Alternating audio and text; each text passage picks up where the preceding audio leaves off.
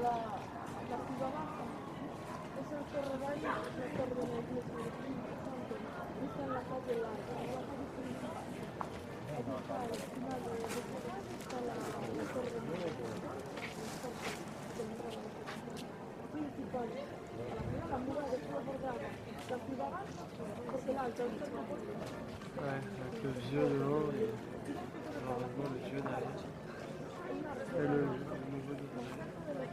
entonces los barcos llegaban ahí, cargaban ahí, los que iban a la ciudad esta subían por esta calle. Aquí está una de las puertas que conectan la ciudad hasta por abajo. Esta calle le llaman pierna larga.